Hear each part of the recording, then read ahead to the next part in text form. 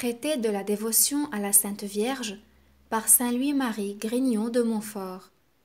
Première partie de la dévotion générale à la Sainte Vierge. Article 2. Discernement de la vraie et de la fausse dévotion.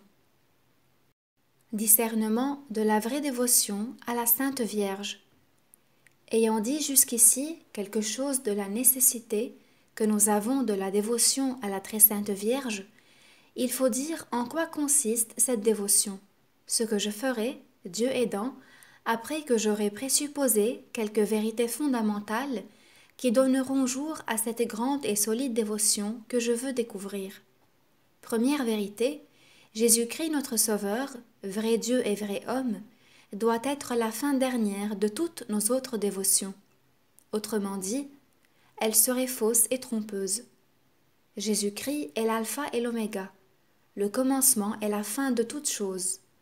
Nous ne travaillons, comme dit l'apôtre, que pour rendre tout homme parfait en Jésus-Christ, parce que c'est en lui seul qu'habite toute la plénitude de la divinité et toutes les autres plénitudes de grâce, de vertu et de perfection, parce que c'est en lui seul que nous avons été bénis de toute bénédiction spirituelle, parce qu'il est notre unique Maître qui doit nous enseigner, notre unique Seigneur de qui nous devons dépendre, notre unique chef auquel nous devons être, notre unique modèle auquel nous devons nous conformer, notre unique médecin qui doit nous guérir, notre unique pasteur qui doit nous nourrir, notre unique voie qui doit nous conduire, notre unique vérité que nous devons croire, notre unique vie qui doit nous vivifier, et notre unique tout en toutes choses qui doit nous suffire.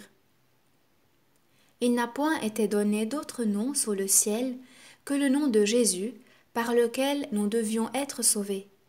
Dieu ne nous a point mis d'autre fondement de notre salut, de notre perfection et de notre gloire que Jésus-Christ. Tout édifice qui n'est pas posé sur cette pierre ferme est fondé sur le sable mouvant et tombera infailliblement tôt ou tard. Tout fidèle qui n'est pas uni à lui, comme une branche au cep de la vigne, tombera, séchera et ne sera propre qu'à être jeté au feu. Si nous sommes en Jésus-Christ et Jésus-Christ en nous, nous n'aurons point de damnation à craindre, ni les anges des cieux, ni les hommes de la terre, ni les démons des enfers, ni aucune autre créature ne nous peut nuire parce qu'elle ne nous peut se séparer de la charité de Dieu qui est en Jésus-Christ. Par Jésus-Christ, avec Jésus-Christ, en Jésus-Christ, nous pouvons toutes choses, rendre tout honneur et gloire au Père en l'unité du Saint-Esprit, nous rendre parfaits et être à notre prochain une bonne odeur de vie éternelle. Si donc nous établissons la solide dévotion de la Très Sainte Vierge, ce n'est que pour établir plus parfaitement celle de Jésus. Ce n'est que pour donner un moyen aisé et assuré pour trouver Jésus-Christ. Si la dévotion à la Sainte Vierge éloignée de Jésus, il faudrait la rejeter, comme une illusion du diable, mettant sans faux qu'au contraire, comme j'ai déjà fait voir et je ferai voir encore ci-après, cette dévotion ne nous est nécessaire que pour trouver Jésus parfaitement, l'aimer tendrement et le servir fidèlement. Je me tourne ici un moment vers vous, ô mon aimable Jésus, pour me plaindre amoureusement à votre divine majesté de ce que la plupart des chrétiens, même les plus savants, ne savent pas la liaison nécessaire qui est entre vous et votre Sainte Mère. Vous êtes, Seigneur, toujours avec Marie, et Marie est toujours avec vous, et ne peut être sans vous. Autrement, elle cesserait d'être ce qu'elle est. Elle est tellement transformée en vous par la grâce qu'elle ne vit plus, qu'elle n'est plus. C'est vous seul, mon Jésus, qui vivez et régnez en elle, plus parfaitement qu'en tous les anges et les bienheureux.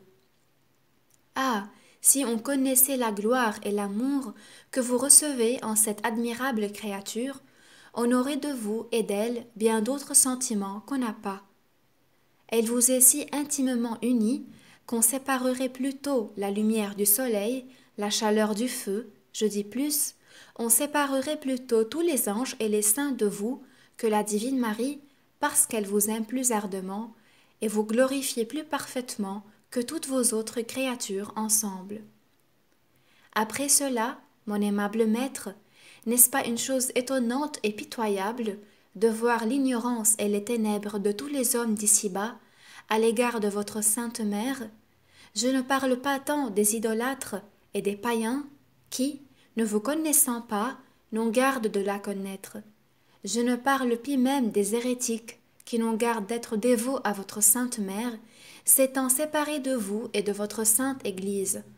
Mais je parle des chrétiens catholiques et même des docteurs parmi les catholiques qui, faisant profession d'enseigner aux autres les vérités, ne vous connaissent pas, ni votre sainte mère, si ce n'est d'une manière spéculative, sèche, stérile et indifférente.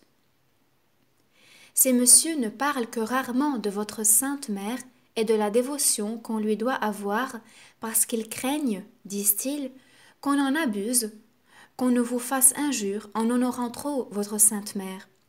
S'ils voient ou entendent quelques dévots à la Sainte Vierge parler souvent de la dévotion à cette bonne mère d'une manière tendre, forte et persuasive, comme d'un moyen assuré sans illusion, d'un chemin court sans danger, d'une voie immaculée sans imperfection, et d'un secret merveilleusement pour vous trouver et vous aimer parfaitement, il se récrie contre lui et lui donne 1000 fausses raisons pour lui prouver qu'il ne faut pis qu'il parle tant de la Sainte Vierge Marie, qu'il y a de grands abus en cette dévotion, et qu'il faut travailler à les détruire et parler de vous plutôt que de porter les peuples à la dévotion à la Sainte Vierge qu'ils aiment déjà assez. On les entend quelquefois parler de la dévotion à votre Sainte Mère, non pas pour l'établir et la persuader, mais pour en détruire les abus qu'on en fait, tandis que ces messieurs sont sans piété et sans dévotion tendre pour vous, parce qu'ils n'en ont pas pour votre mère, regardant le rosaire, le sapulaire, le chapelet, comme des dévotions propres aux esprits faibles et aux ignorants, sans lesquels on peut se sauver. Et s'il tombe en leurs mains quelque dévot à la Sainte Vierge, qui récite son chapelet, ou qui ait quelque autre pratique de dévotion envers elle, ils lui changeront bientôt l'esprit et le cœur. Au lieu du chapelet, ils lui conseilleront de dire les 7 psaumes. Au lieu de la dévotion à la Sainte Vierge, ils lui conseilleront la dévotion à Jésus-Christ. Ô mon aimable Jésus, ces gens-là ont-ils votre esprit? Vous font-ils plaisir d'en agir de même?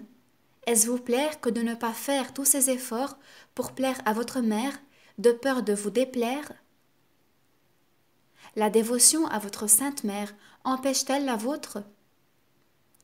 Est-ce qu'elle s'attribue l'honneur qu'on lui rend? Est-ce qu'elle fait bande à part? Est-elle une étrangère qui n'a aucune liaison avec vous? Est-ce vous déplaire que de vouloir lui plaire? Est-ce se séparer ou s'éloigner de votre amour que de se donner à elle et de l'aimer? Cependant, mon aimable maître, la plupart des savants n'éloigneraient pas plus de la dévotion à votre sainte mère et n'en donneraient pas plus d'indifférence que si tout ce que je viens de dire était vrai. Gardez-moi, Seigneur, gardez-moi de leurs sentiments et de leurs pratiques, et n'y donnez quelque part au sentiment de reconnaissance, d'estime, de respect et d'amour que vous avez à l'égard de votre sainte mère, afin que je vous aime et glorifie d'autant plus que je vous imiterai et suivrai de plus près. Comme si jusqu'ici je n'avais encore rien dit en l'honneur de votre sainte mère, faites-moi la grâce de la louer dignement, malgré tous ses ennemis qui sont les vôtres, et que je leur dise hautement avec les saints, que celui-là ne présume pas recevoir la miséricorde de Dieu qui offense sa sainte mère. Pour obtenir de votre miséricorde une véritable dévotion à votre sainte mère, et pour l'inspirer à toute la terre, faites que je vous aime ardemment, et recevez pour cela la prière embrasée que je vous fais avec saint Augustin et vos véritables amis. J'ai voulu mettre en latin cette admirable oraison de saint Augustin, afin que les personnes qui entendent le latin la disent tous les jours pour demander l'amour de Jésus que nous cherchons par la divine Marie. Seconde vérité, il faut conclure de ce que Jésus-Christ est à notre égard, que nous ne sommes point à nous, comme dit l'apôtre, mais tout entier à lui, comme ses membres et ses esclaves, qu'il a rachetés infiniment cher, par le prix de tout son sang. Avant le baptême, nous étions au diable comme ses esclaves, et le baptême nous a rendus les véritables esclaves de Jésus, qui ne doit vivre, travailler et mourir que pour fructifier par ce Dieu homme, le glorifier en notre corps et le faire régner en notre âme, parce que nous sommes sa conquête, son peuple acquis et son héritage. C'est pour la même raison que le Saint-Esprit nous compare. Premièrement, à des arbres plantés le long des eaux de grâce, dans le champ de l'Église, qui doivent donner leurs fruits en leur temps. Deuxièmement, aux branches d'une vigne, dont Jésus est le cep, qui doivent rapporter de bons raisins. Troisièmement, à un troupeau, dont Jésus est le pasteur, qui se doit multiplier et donner du lait. Quatrièmement, à une bonne terre, dont Dieu est le laboureur, et dans laquelle la semence se multiplie, et rapporte au trentuple, au soixantuple, au centuple.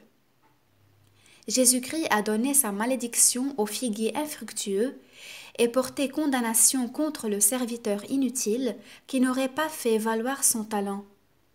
Tout cela nous prouve que Jésus veut recevoir quelques fruits de nos chétives personnes, savoir nos bonnes œuvres, parce que ces bonnes œuvres lui appartiennent uniquement. Créées dans les bonnes œuvres en Jésus-Christ, lesquelles paroles montrent, et que Jésus-Christ est l'unique principe et doit être l'unique fin de toutes nos bonnes œuvres, et que nous le devons servir non seulement comme des serviteurs à gages, mais comme des esclaves d'amour. Je m'explique. Il y a deux manières ici-bas d'appartenir à un autre et de dépendre de son autorité, savoir la simple servitude et esclavage, ce qui se fait que nous appelons un serviteur et un esclave. Par la servitude commune parmi les chrétiens, un homme s'engage à en servir un autre pendant un certain temps, moyennant un gage ou une telle récompense. Par l'esclavage, un homme est entièrement dépendant d'un autre pour toute sa vie, et doit servir son maître sans en prétendre aucun gage ni récompense, comme une de ces bêtes sur laquelle il a droit de vie et de mort. Il y a trois sortes d'esclavage: un esclavage de nature, un esclavage de contrainte et un esclavage de volonté. Toutes les créatures sont esclaves de Dieu en la première manière. Les démons et les damnés en la seconde, les justes et les saints le sont en la troisième. L'esclavage de volonté est le plus glorieux à Dieu, qui regarde le cœur, qui demande le cœur, et qui s'appelle le Dieu du cœur ou de la volonté amoureuse. Parce que, par cet esclavage, on fait choix, par-dessus toute chose, de Dieu et de son service, quand même la nature n'y obligerait pas. Il y a une totale différence entre un serviteur et un esclave. Premièrement, un serviteur ne donne pas tout ce qu'il est, tout ce qu'il possède et tout ce qu'il peut acquérir, par autrui ou par soi-même, à son maître, sans aucune exception. Deuxièmement, le serviteur exige des gages pour les services qu'il rend à son maître, mais l'esclave n'en peut rien exiger, quelque assiduité, quelque industrie, quelque force qu'il ait à travailler. Troisièmement, le serviteur peut quitter son maître quand il voudra, ou au moins quand le temps de son service sera expiré. Mais l'esclave n'est pas en droit de quitter son maître quand il voudra.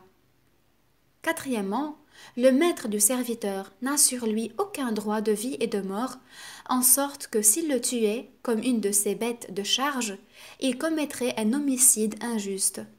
Mais le maître de l'esclave a, par les lois, droit de vie et de mort sur lui, en sorte qu'il peut le vendre à qui il voudra ou le tuer, comme, sans comparaison, il le ferait de son cheval. Cinquièmement, enfin, le serviteur n'est que pour un temps au service d'un maître, mais l'esclave est pour toujours. Il n'y a rien parmi les hommes qui nous fasse plus appartenir à un autre que l'esclavage. Il n'y a rien aussi parmi les chrétiens qui nous fasse plus absolument appartenir à Jésus et à sa Sainte Mère que l'esclavage de volonté, selon l'exemple de Jésus-Christ même, qui a pris la forme d'esclave pour notre amour, et de la Sainte Vierge qui s'est dite la servante et l'esclave du Seigneur. L'apôtre s'appelle par honneur Servus Christi. Les chrétiens sont appelés plusieurs fois dans l'Écriture sainte Servi Christi, lequel mot de servus, selon la remarque véritable qu'a faite un grand homme, ne signifiait autrefois qu'un esclave, parce qu'il n'y avait point encore de serviteurs comme ceux d'aujourd'hui, les maîtres n'étant servis que par des esclaves ou affranchis, ce que le catéchisme du Saint Concile de Trente, pour ne laisser aucun doute que nous soyons esclaves de Jésus-Christ, exprime par un terme qui n'est point équivoque en nous appelant Manicipa Christi, esclaves de Jésus-Christ. Cela posé, je dis que nous devons être à Jésus et le servir, non seulement comme des serviteurs mercenaires, mais comme des esclaves amoureux qui, par un effet d'un grand amour, se donnent et se livrent à le servir en qualité d'esclaves pour l'honneur seul de lui appartenir. Avant le baptême, nous étions esclaves du diable. Le baptême nous a rendus esclaves de Jésus. Oui, il faut que les chrétiens soient esclaves du diable ou esclaves de Jésus-Christ. Ce que je dis absolument de Jésus, je le dis relativement de la Sainte Vierge. Jésus-Christ, l'ayant choisi pour la compagne indissoluble de sa vie, de sa mort, de sa gloire et de sa puissance au ciel et sur la terre, lui a donné par grâce, relativement à sa majesté, tous les mêmes droits et privilèges qu'il possède par nature.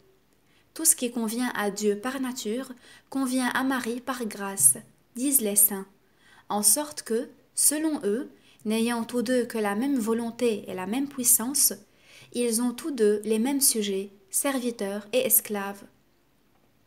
On peut donc, suivant le sentiment des saints et de plusieurs grands hommes, se dire et se faire l'esclave amoureux de la très sainte Vierge, afin d'être par là plus parfaitement l'esclave de Jésus-Christ. La Sainte Vierge est le moyen dont notre Seigneur s'est servi pour venir à nous. C'est aussi le moyen dont nous devons nous servir pour aller à lui, car elle n'est pas comme les autres créatures, lesquelles, si nous nous y attachons, pourraient plutôt nous éloigner de Dieu que nous en approcher. Mais la plus forte inclination de Marie est de nous unir à Jésus son Fils, et la plus forte inclination du Fils est qu'on vienne à lui par sa Sainte Mère, et c'est lui faire honneur et plaisir comme ce serait faire honneur et plaisir à un roi, si, pour devenir plus parfaitement son sujet et son esclave, on se faisait esclave de la reine. C'est pourquoi les saints-pères et saint Bonaventure, après eux, disent que la Sainte Vierge est le chemin pour aller à notre Seigneur. De plus, si, comme j'ai dit, la Sainte Vierge est la reine et souveraine du ciel et de la terre, n'a-t-elle pas autant de sujets et d'esclaves qu'il y a de créatures? N'est-il pas raisonnable que parmi tant d'esclaves de contrainte, il y en ait d'amour qui, par une bonne volonté, choisissent, en qualité d'esclaves, Marie pour leur souveraine? Quoi? Les hommes et les démons auront leur esclave volontaire, et Marie n'en aurait point? Un roi tiendra à honneur que la reine, sa compagnie, ait des esclaves sur qui elle est droit de vie et de mort, parce que l'honneur et la puissance de l'un et l'honneur et la puissance de l'autre, et croire que notre Seigneur, qui est comme le meilleur de tous les fils, a fait part de toute sa puissance à sa sainte mère, trouve mauvais qu'elle ait des esclaves?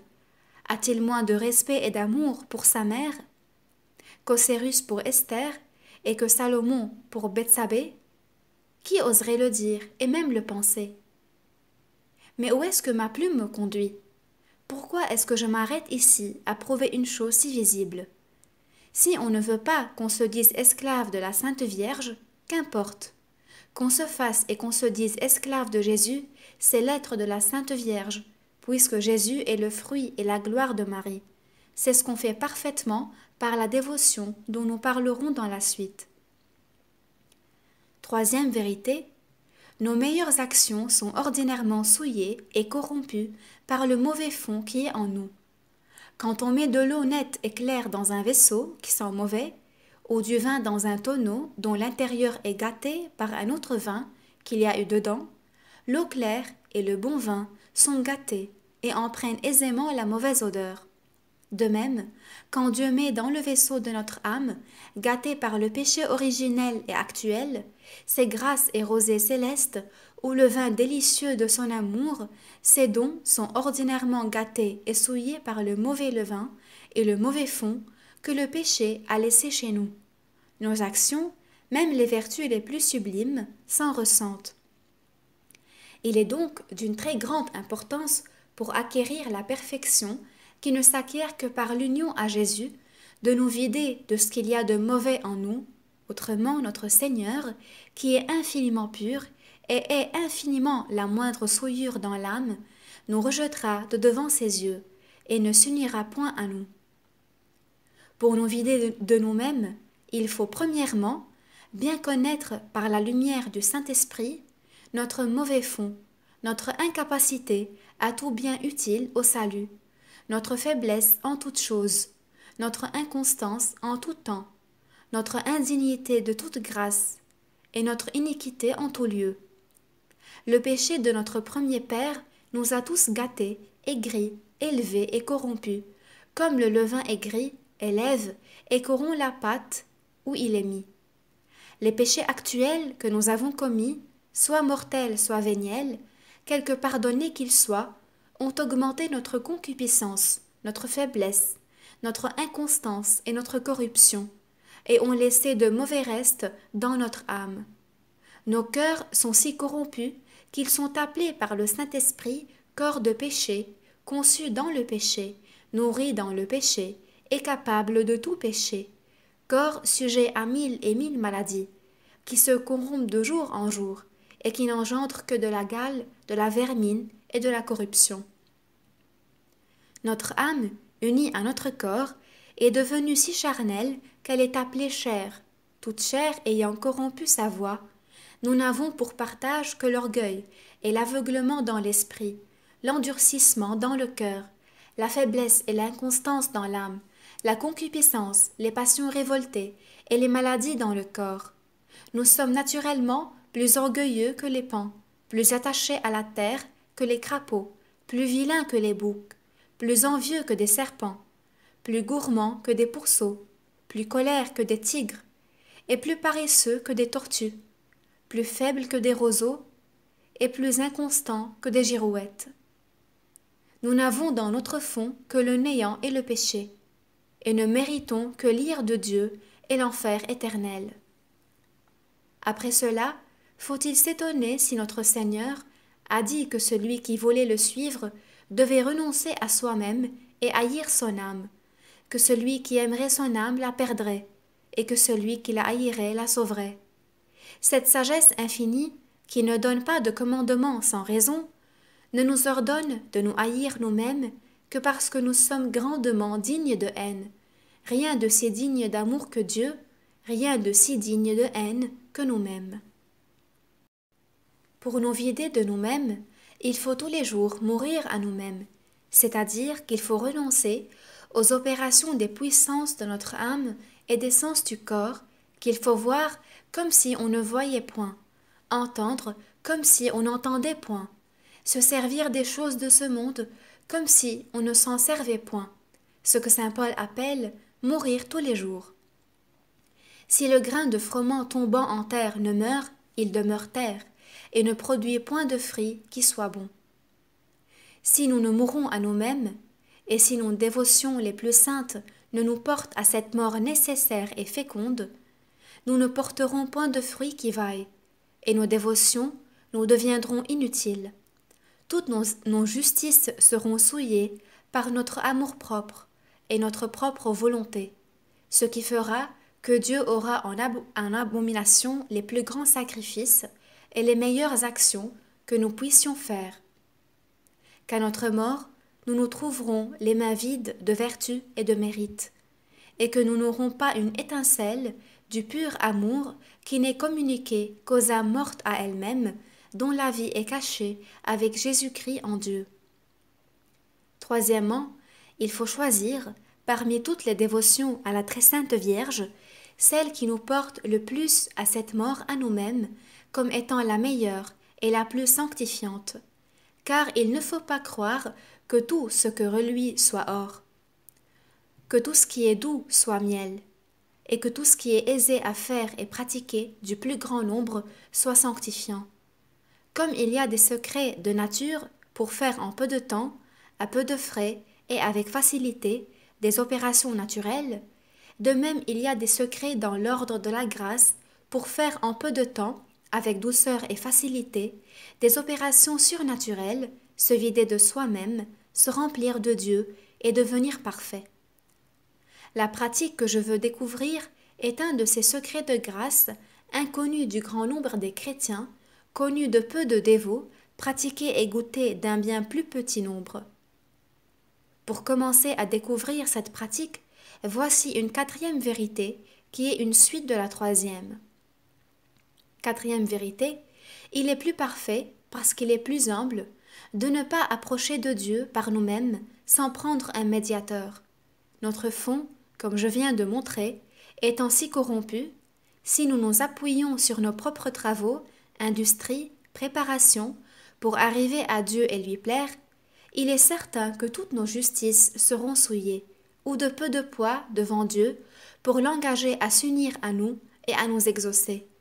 Car ce n'est pas sans raison que Dieu nous a donné des médiateurs auprès de sa majesté. Il a vu notre indignité et incapacité. Il a eu pitié de nous, et pour nous donner accès à ses miséricordes, il nous a pourvus d'intercesseurs puissants auprès de sa grandeur, en sorte que négliger ses médiateurs et s'approcher directement de sa sainteté, sans aucune recommandation, c'est manquer d'humilité. C'est manquer de respect envers un Dieu si haut et si saint. C'est moins faire de cas de ce roi des rois qu'on ne ferait d'un roi ou d'un prince de la terre, duquel on ne voudrait pas s'approcher sans quelque ami qui parle pour soi. Notre Seigneur est notre avocat et notre médiateur de rédemption auprès de Dieu le Père. C'est par lui que nous devons prier avec toute l'Église triomphante et militante. C'est par lui que nous avons accès auprès de sa majesté, et nous ne devons jamais paraître devant lui qu'appuyés et revêtus de ses mérites, comme le petit Jacob de peau de chevreau devant son père Isaac pour recevoir sa bénédiction. Mais n'avons-nous point besoin d'un médiateur auprès du médiateur même? Notre pureté est-elle assez grande pour nous unir directement à lui et par nous-mêmes? N'est-il pas Dieu en toutes choses égal à son Père, et par conséquent le Saint des Saints, aussi digne de respect que son Père? Si, par sa charité infinie, il s'est fait notre caution et notre médiateur auprès de Dieu son Père, pour l'apaiser et lui payer ce que nous lui devions, faut-il pour cela que nous ayons moins de respect et de crainte pour sa majesté et sa sainteté? Disons donc hardiment, avec saint Bernard, que nous avons besoin d'un médiateur auprès du médiateur même, et que la Divine Marie est celle qui est la plus capable de remplir cet office charitable. C'est par elle que Jésus est venu, et c'est par elle que nous devons aller à lui. Si nous craignons d'aller directement à Jésus, notre Dieu, ou à cause de sa grandeur infinie, ou à cause de notre bassesse, ou à cause de nos péchés, implorons l'aide et l'intercession de Marie notre Mère. Elle est bonne, elle est tendre. Il n'y a rien en elle d'austère, ni de rebutant, rien de trop sublime et de trop brillant. En la voyant, nous voyons notre pure nature. Elle n'est pas le soleil qui, par la vivacité de ses rayons, pourrait nous éblouir à cause de notre faiblesse. Mais elle est belle et douce comme la lune, qui reçoit sa lumière du soleil, et la tempère pour la rendre conforme à notre petite portée. Elle est si charitable qu'elle ne rebute personne de ceux qui demandent son intercession, quelque pécheur qu'il soit. Car, comme disent les saints, on n'a jamais ouï dire, depuis que le monde est monde, qu'aucun ait eu recours à la Sainte Vierge Marie avec confiance et persévérance, et en ait été rebuté. Elle est si puissante que jamais elle n'a été refusée dans ses demandes. Elle n'a qu'à se montrer devant son Fils pour le prier. Aussitôt il accorde, aussitôt il reçoit. Il est toujours amoureusement vaincu par les mamelles, les entrailles et les prières de sa très chère mère. Tout ceci est tiré de saint Bernard et de saint Bonaventure, en sorte que, selon eux, nous avons 3 degrés à monter pour aller à Dieu. Le premier, qui est le plus proche de nous et le plus conforme à notre capacité, est Marie. Le second est Jésus-Christ, et le troisième est Dieu le Père. Pour aller à Jésus, il faut aller à Marie. C'est notre médiatrice d'intercession. Pour aller au Père éternel, il faut aller à Jésus. C'est notre médiateur de rédemption. Or, par la dévotion que je dirai ci-après, c'est l'ordre qu'on garde parfaitement. Cinquième vérité, il est très difficile, vu notre faiblesse et fragilité, que nous conservions en nous les grâces et les trésors que nous avons reçus de Dieu. Premièrement, parce que nous avons ce trésor, qui vaut mieux que le ciel et la terre, dans des vases fragiles, dans un corps corruptible, dans une âme faible et inconstante, que rien trouble et abat. Deuxièmement, parce que les démons, qui sont de fins larrons, veulent nous surprendre à l'imprévu pour nous voler et nous dévaliser. Ils épient jour et nuit le moment favorable pour cela. Ils tournent incessamment pour nous dévorer et nous enlever en un moment par un péché, tout ce que nous avons pu gagner de grâce et de mérite en plusieurs années. Leur malice, leur expérience, leur ruse et leur nombre doivent nous faire infiniment craindre ce malheur, vu que des personnes plus pleines de grâce, plus riches en vertu, plus fondées en expérience et plus élevées en sainteté, ont été surprises, volées et pillées malheureusement. Ah! Combien a-t-on vu de cèdres du Liban et d'étoiles du firmament tomber misérablement et perdre toute leur hauteur et leur clarté en peu de temps? D'où vient cet étrange changement? Ce n'a pas été faute de grâce, qui ne manque à personne, mais faute d'humilité. Ils se sont crus plus forts et suffisants qu'ils n'étaient. Ils se sont crus capables de garder leur trésor. Ils se sont fiés et appuyés sur eux-mêmes. Ils ont cru leur maison assez sûre et leur coffre assez fort pour garder le précieux trésor de la grâce. Et c'est à cause de cet appui imperceptible qu'ils avaient en eux-mêmes, quoiqu'il leur semblât qu'ils s'appuyaient uniquement sur la grâce de Dieu, que le Seigneur très juste a permis qu'ils aient été volés, en les délaissant à eux-mêmes. Hélas, s'ils avaient connu la dévotion admirable que je montrerai dans la suite, ils auraient confié leur trésor à une Vierge puissante et fidèle, qui le leur aurait gardé comme son bien propre, et même s'en serait fait un devoir de justice. Troisièmement, il est difficile de persévérer dans la justice à cause de la corruption étrange du monde. Le monde est maintenant si corrompu qu'il est comme nécessaire que les cœurs religieux en soient souillés, sinon par sa boue, du moins par sa poussière, en sorte que c'est une espèce de miracle quand une personne demeure ferme au milieu de ce torrent sans en être entraînée, au milieu de cette mer orageuse sans être submergée ou pillée par les pirates et les corsaires, au milieu de cette air empesté sans en être endommagée. C'est la Vierge uniquement fidèle, dans laquelle le serpent n'a jamais eu de part, qui fait ce miracle à l'égard de ceux et celles qui la servent de la belle manière. Ces 5 vérités présupposées, il faut maintenant, plus que jamais, faire un bon choix de la vraie dévotion à la très sainte Vierge, car il y a, plus que jamais, de fausses dévotions à la Sainte Vierge qu'il est facile de prendre pour de véritables dévotions. Le diable, comme un faux monnayeur et un trompeur fin et expérimenté, a déjà tant trompé et damné d'âmes par une fausse dévotion à la très sainte Vierge qu'il se sert tous les jours de son expérience diabolique pour en damner beaucoup d'autres, en les amusant et endormant dans le péché, sous prétexte de quelques prières maldites et de quelques pratiques extérieures qu'il leur inspire. Comme un faux monnayeur ne contrefait ordinairement que l'or et l'argent, et fort rarement les autres métaux, parce qu'ils n'en valent pas la peine, ainsi l'esprit malin ne contrefait pas tant les autres dévotions que celles de Jésus et de Marie, la dévotion à la Sainte Communion et à la Sainte Vierge, parce qu'elles sont, parmi les autres dévotions, ce que sont l'or et l'argent parmi les métaux. Il est donc très important d'abord de connaître, premièrement, les fausses dévotions à la très sainte Vierge pour les éviter, et deuxièmement, la véritable pour l'embrasser. Ensuite, parmi tant de pratiques différentes de la vraie dévotion à la Sainte Vierge, j'expliquerai plus en détail, dans la deuxième partie de cet écrit, quelle est la plus parfaite, la plus agréable à la Sainte Vierge, la plus glorieuse à Dieu et la plus sanctifiante pour nous, afin de traiter de la dévotion à la Sainte Vierge par Saint Louis-Marie Grignon de Montfort. Première partie de la dévotion générale à la Sainte Vierge. Article 2. Discernement de la vraie et de la fausse dévotion. Deuxième sous-partie de la vraie dévotion à la Sainte Vierge, ses caractères. Après avoir découvert et condamné les fausses dévotions à la Sainte Vierge, il faut en peu de mots établir la véritable, qui est, premièrement, intérieure, deuxièmement, tendre, troisièmement, sainte, quatrièmement, constante, et cinquièmement, désintéressée.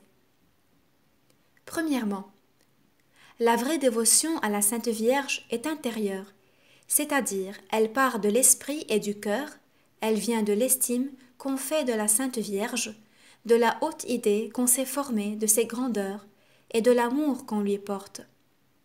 Deuxièmement, elle est tendre, c'est-à-dire pleine de confiance en la très sainte Vierge Marie, comme d'un enfant dans sa bonne mère. Elle fait qu'une âme recourt à elle, en tous ses besoins de corps et d'esprit, avec beaucoup de simplicité, de confiance, de tendresse.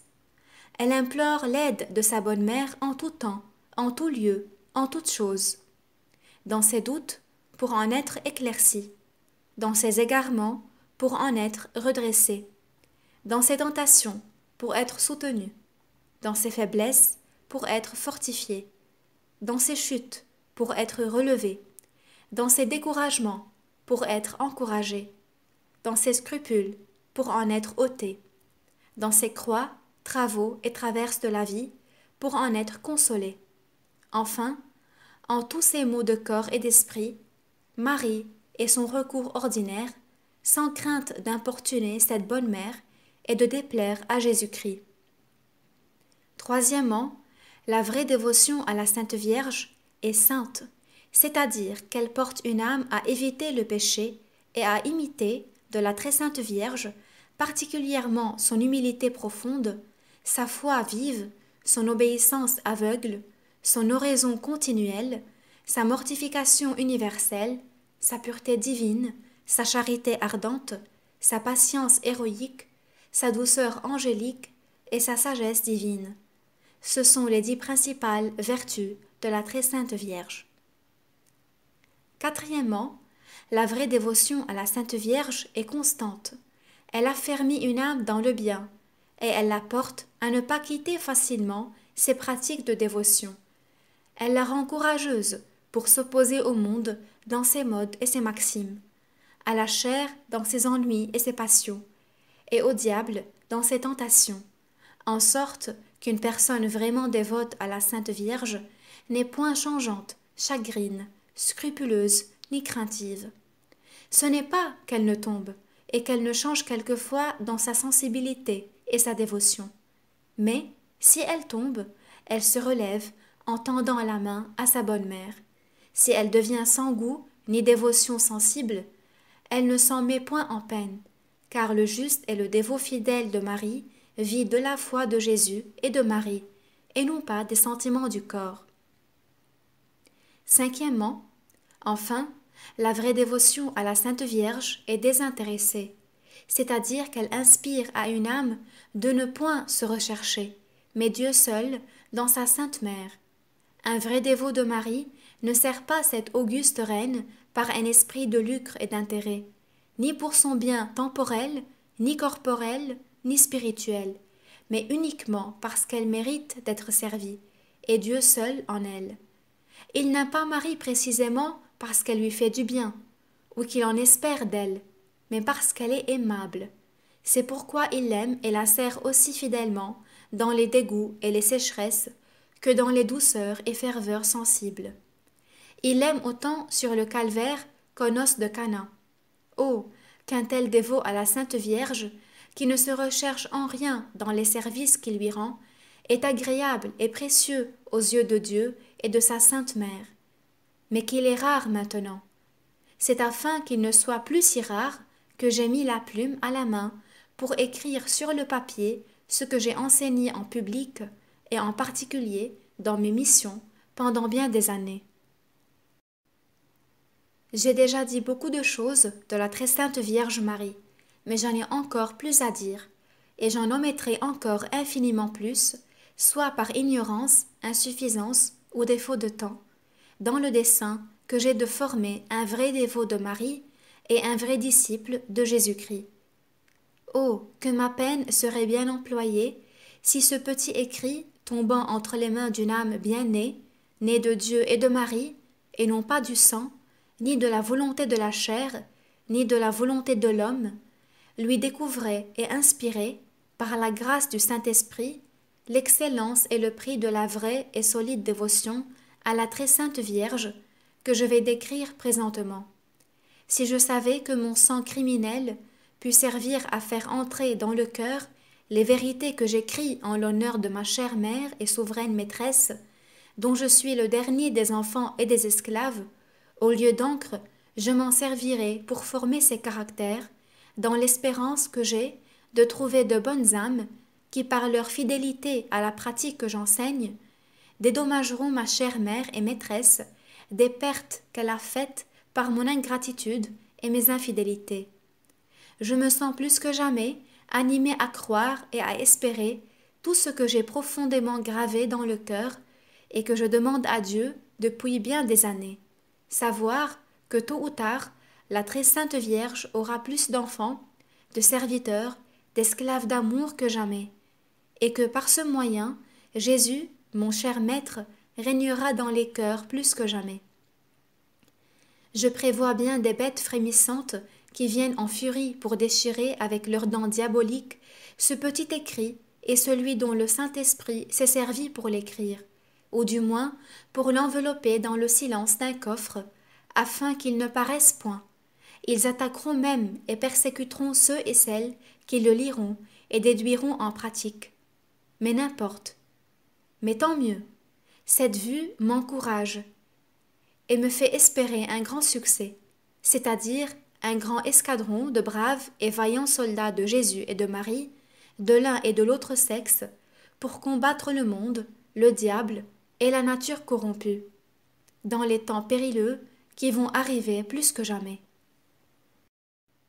Traité de la dévotion à la Sainte Vierge par Saint Louis-Marie Grignon de Montfort. Première partie de la dévotion générale à la Sainte Vierge. Article 2. Discernement de la vraie et de la fausse dévotion. Première sous-partie des fausses dévotions. Je trouve cette sorte de faux dévots et de fausses dévotions à la Sainte Vierge Marie, savoir, premièrement, les dévots critiques, deuxièmement, les dévots scrupuleux, troisièmement, les dévots extérieurs, quatrièmement, les dévots présomptueux, cinquièmement, les dévots inconstants, sixièmement, les dévots hypocrites, et septièmement, les dévots intéressés. Les dévots critiques sont pour l'ordinaire des savants orgueilleux, des esprits forts et suffisants, qui ont au fond quelque dévotion à la Sainte Vierge, mais qui critiquent presque toutes les pratiques de dévotion à la Sainte Vierge, que les gens simples rendent simplement et saintement à cette bonne mère, parce qu'elles ne reviennent pas à leur fantaisie. Ils révoquent en doute tous les miracles et les histoires rapportées par des autres dignes de foi, ou tirées des chroniques des ordres religieux, qui font foi des miséricordes et de la puissance de la très sainte Vierge.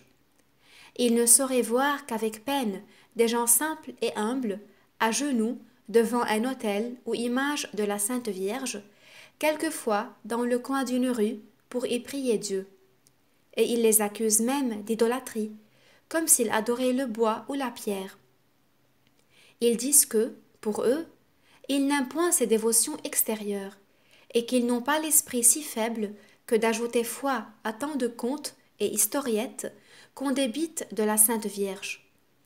Quand on leur rapporte les louanges admirables que les saints-pères donnent à la Sainte Vierge Marie, où ils répondent qu'ils ont parlé en orateur, par exagération, ou ils donnent une mauvaise explication à leurs paroles. Ces sortes de faux dévots et de gens orgueilleux et mondains sont beaucoup à craindre, et ils font un tort infini à la dévotion à la très sainte Vierge, et en éloignent les peuples d'une manière efficace, sous prétexte d'en détruire les abus.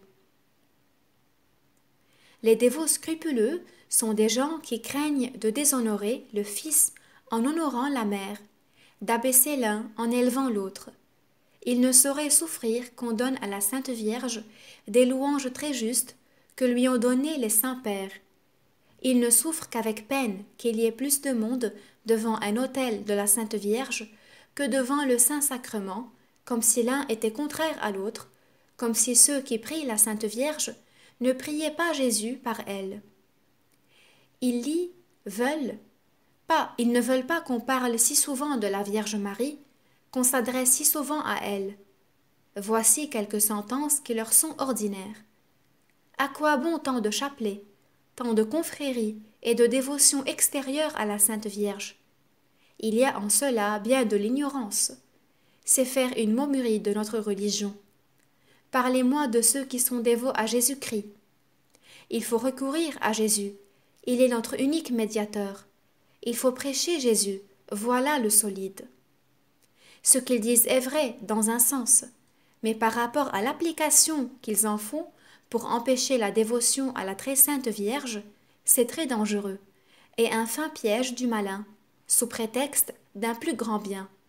Car jamais on n'honore plus Jésus que lorsqu'on n'honore plus la très sainte Vierge Marie, puisqu'on ne l'honore qu'afin d'honorer plus parfaitement Jésus-Christ, puisqu'on ne va à elle que comme à la voie pour trouver le terme où on va, qui est Jésus. La Sainte Église, avec le Saint-Esprit, bénit la Sainte Vierge la première et Jésus le second. Non pas que la Sainte Vierge soit plus que Jésus-Christ ou égale à lui, ce serait une hérésie intolérable, mais c'est que, pour bénir plus parfaitement Jésus, il faut auparavant bénir Marie. Disons donc, avec tous les vrais dévots de la Sainte Vierge, contre ces faux dévots scrupuleux. Ô Marie, vous êtes bénie entre toutes les femmes, et béni est le fruit de votre ventre, Jésus.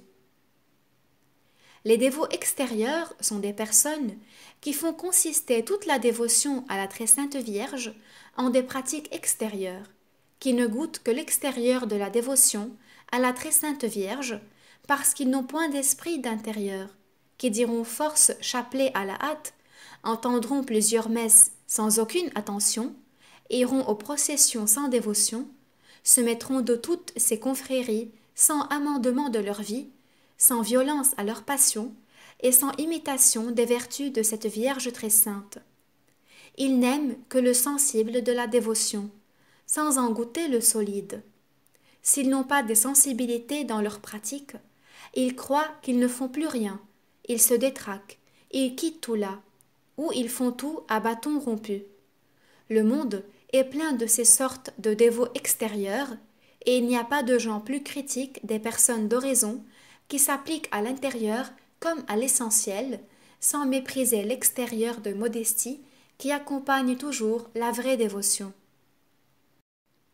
Les dévots présomptueux sont des pécheurs abandonnés à leur passion, ou des amateurs du monde qui, sous le beau nom de chrétiens et de dévots à la Sainte Vierge, cachent ou l'orgueil, ou l'avarice, ou l'impureté, ou l'ivrognerie, ou la colère, ou le jurement, ou la médisance, ou l'injustice, etc., qui dorment en paix dans leurs mauvaises habitudes, sans se faire beaucoup de violence pour se corriger, sous prétexte qu'ils sont dévots à la Sainte Vierge, qui se promettent que Dieu leur pardonnera, qu'ils ne mourront pas sans confession, et qu'ils ne seront pas damnés, parce qu'ils jeûnent le samedi, parce qu'ils sont de la confrérie du Saint-Rosaire, ou de ses congrégations, parce qu'ils portent le petit habit ou la petite chaîne de la Sainte Vierge.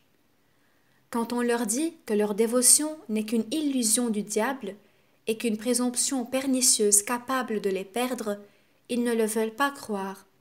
Ils disent que Dieu est bon et miséricordieux, qu'il ne nous a pas fait pour nous damner, qu'il n'y a homme qui ne pêche, qu'ils ne mourront point sans confession, qu'un bon paie sa vie à la mort suffit, qu'ils sont dévots à la Sainte Vierge, qu'ils portent le scapulaire, qu'ils disent tous les jours sans reproche et sans vanité 7 pater et 7 ave en son honneur, qu'ils disent même quelquefois le chapelet et l'office de la Sainte Vierge, qu'ils jeûnent, etc.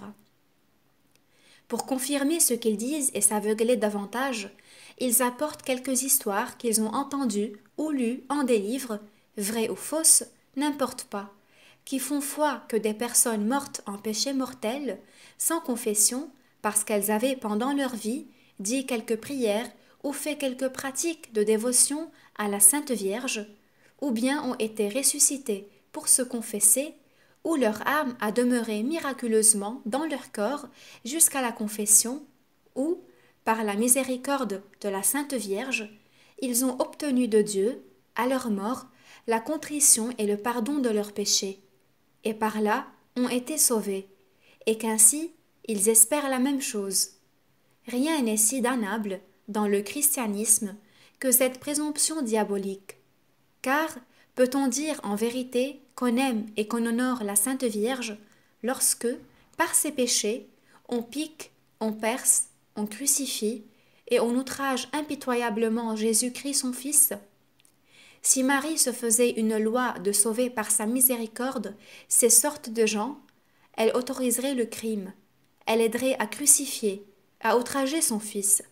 Qui l'oserait jamais penser? Je dis qu'abuser ainsi de la dévotion à la Sainte Vierge, qui après la dévotion à notre Seigneur, au très saint sacrement, est la plus sainte et la plus solide, c'est commettre un horrible sacrilège, qui après le sacrilège de l'indigne communion est le plus grand et le moins pardonnable.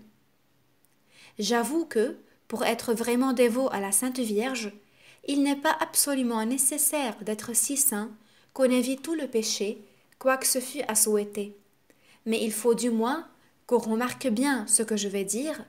Premièrement, être dans une résolution sincère d'éviter au moins tout péché mortel qui outrage la mère aussi bien que le fils. Deuxièmement, se faire violence pour éviter le péché, se mettre des confréries, réciter le chapelet, le Saint-Rosaire ou autres prières, jeûner le samedi, etc. Cela est merveilleusement utile à la conversion d'un pécheur, même endurci, et si mon lecteur est tel, quand il aurait un pied dans l'abîme, je le lui conseille, mais à condition qu'il ne pratiquera ses bonnes œuvres que dans l'intention d'obtenir de Dieu, par l'intercession de la Sainte Vierge, la grâce de la contrition et du pardon de ses péchés, et de vaincre ses mauvaises habitudes, et non pas pour demeurer paisiblement dans l'état du péché, contre les remords de sa conscience, l'exemple de Jésus-Christ et des saints, et les maximes du Saint-Évangile. Les dévots inconstants sont ceux qui sont dévots à la Sainte Vierge par intervalles et par boutade. Tantôt ils sont fervents et tantôt tièdes. Tantôt ils paraissent prêts à tout faire pour son service, et puis, peu après, ils ne sont plus les mêmes. Ils embrasseront d'abord toutes les dévotions de la Sainte Vierge, ils se mettront dans ses confréries, puis ils n'en pratiquent point les règles avec fidélité. Ils changent comme la lune, et Marie les met sous ses pieds, avec le croissant, parce qu'ils sont changeants et indignes d'être comptés parmi les serviteurs de cette Vierge fidèle, qui ont la fidélité et la constance pour partage. Il vaut mieux ne pas se charger de tant de prières et de pratiques de dévotion, et en faire peu avec amour et fidélité, malgré le monde, malgré le diable et la chair. Il y a encore de faux dévots à la Sainte Vierge, qui sont des dévots hypocrites, qui couvrent leurs péchés et leurs mauvaises habitudes sous le manteau de cette Vierge fidèle, afin de passer aux yeux des hommes pour ce qu'ils ne sont pas. Il y a encore des dévots intéressés, qui ne recourent à la Sainte Vierge que pour gagner quelques procès, pour éviter quelques périls, pour guérir d'une maladie. ou bien pour quelque autre besoin de cette sorte, sans quoi ils l'oublieraient. Et les uns et les autres sont de faux dévots, qui ne sont point de mise devant Dieu et sa Sainte Mère.